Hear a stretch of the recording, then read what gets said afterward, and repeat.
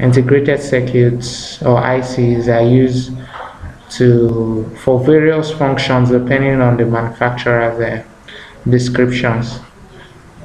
Microcontroller are more like a programmable ICs in which you write a program, you tell it what you want it to do, you define the functions. Components and symbols. Every component are identified by the symbols.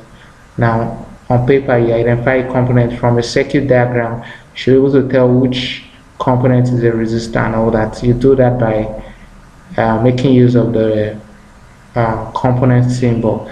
This is a symbol for a resistor. This is also another resistor.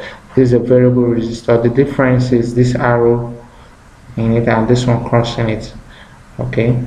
We have the LDR. This LDR, just like a normal resistor, but it has light arrows pointing into it, which means it's receiving light from the environment.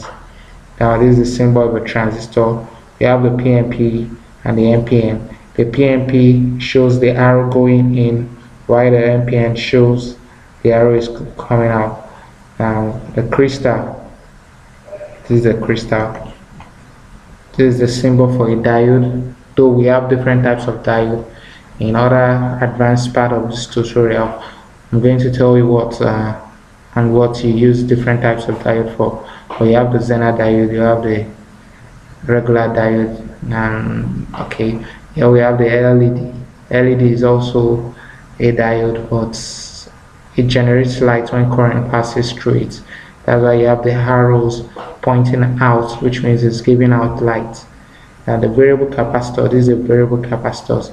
This symbol is always used for ceramic capacitor since it's not polarized, while this is used for electrolytic capacitors. Mainly this part of it, the open or shaded part, is a positive, while the shaded part is the negative. The curve here indicates the negative terminal, while the straight line indicates the positive terminal. The variable capacitor is also just like the resistor. It has arrow crossing the symbol to show it's a variable. Transformer can come in different sizes and shapes, and we have this transformer with double taps at the output. We have like 4 wires. We have the one with just 2 wires. This is the primary part of it. This is the secondary part of it. The battery, this is used to indicate, to show you what a battery looks like on a circuit. And these are your inductors. Now, specifications of components. Electronic components are identified by the manufacturer's number written on them. Now I can differentiate this transistor from this transistor by looking at the numbers on it. Logically, I think, okay, this looks like this. They don't look alike, but when you have 2 similar transistors, let's say this and this, the only way you can differentiate between this and this is by looking at the number written on it. This is D1655, while this is 1551. Now they are different in terms of voltage specifications, the manufacturer's specifications, but you can get the value. You can get the value of the functions and the value of the transistors by checking the manufacturer's data. It's called a data book, or going on Google and searching.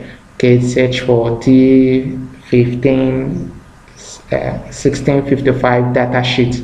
Then you get a data sheet information for this. It always comes in PDF file. Now, a capacitor's value is determined by, it's always written on it, and this is like 50 volts. It's in voltage and capacitance. Now this is 50 volt, 3300 UF. Now for a variable resistor, it's written as 102, this type, 102, 103. Also for some variable capacitors, you have stuffs like this written on it.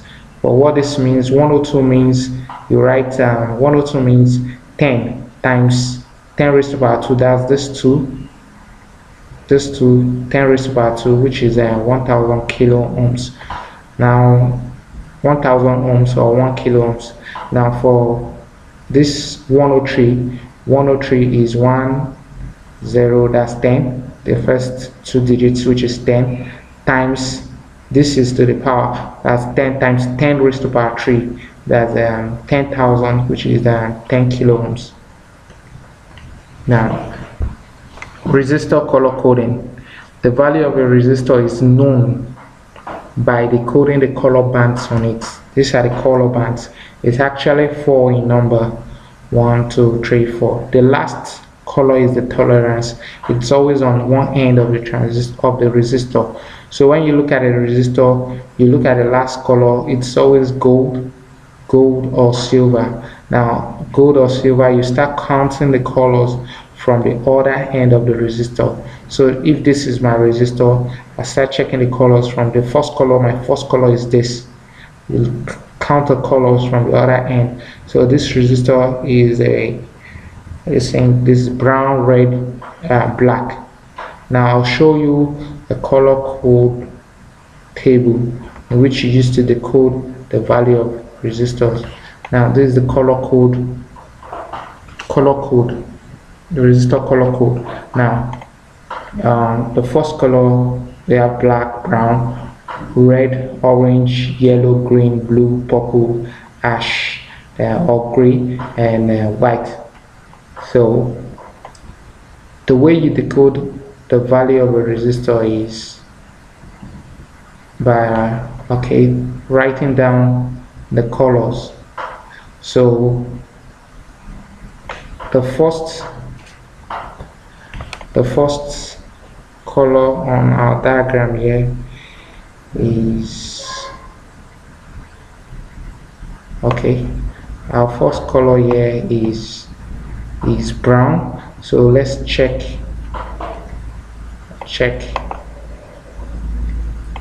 first color, brown. This is the row for first color, this is the row for second color, this is the row for third color, this is the row for the fourth color. Now our first color, once we record our first color, we check from what we checked is brown. So we write first color, we write down 1. Since it's brown, first color from this line, this first color is 1. So you write down 1. First color, that's brown, write down 1.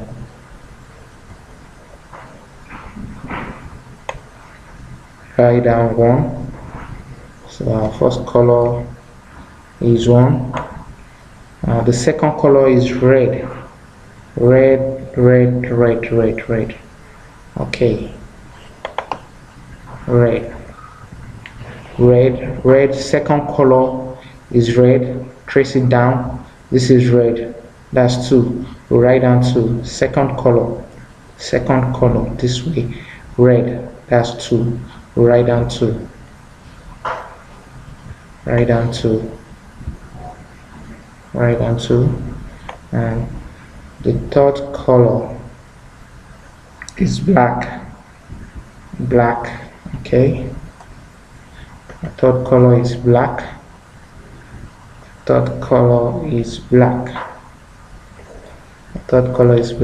Now black.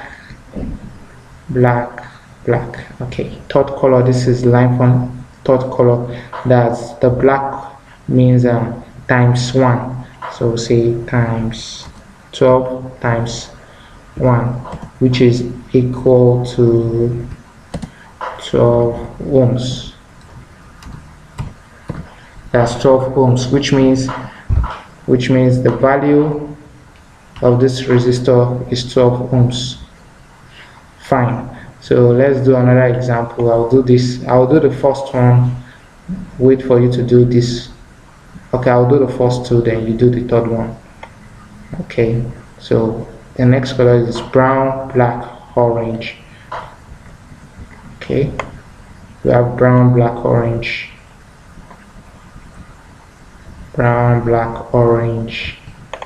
Okay, brown, black, orange. Our first color is brown. Brown is 1. First color, trace brown is 1. Write down 1. Second color, brown, black is black. Black is 0. black is 0, you write down 0. Then the third color, brown, black, red. Red is, trace it down this way. Red is 2. That's this red. Okay, trace it times 100. That's the third color times 100. Right, times 100 equal to 1000, which is also equal to 1 kilo ohms. Okay. Oh, which means I did the second one first. Brown, black, red. So let's do this one. Brown, black, orange. Brown, black, orange is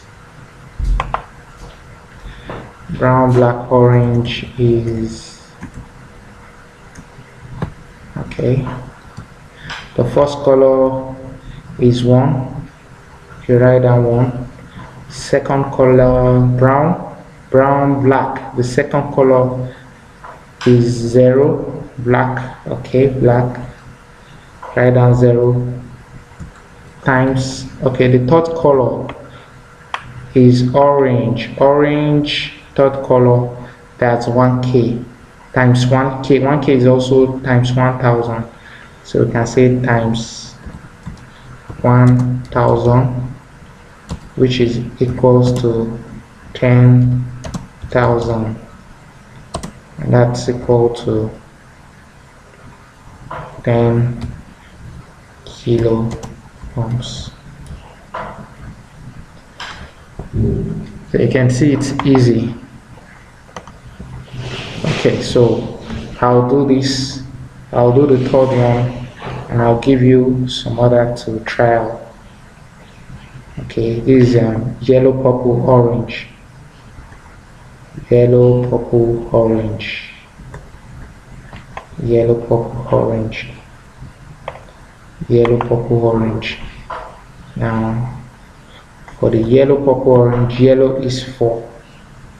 First color, yellow 4, first color. You write down 4. The second color is purple. This is our purple. Purple is 7 for second color. Write down 7. Yellow, purple, orange. Now the third color is orange. Orange for third color is times 1k. Times 1k or 1000. Say 1000 times 1000. That's equal to 47,000 ohms, or 47 kilo ohms. Okay, so I'll leave you two guys to do this and give me the answer.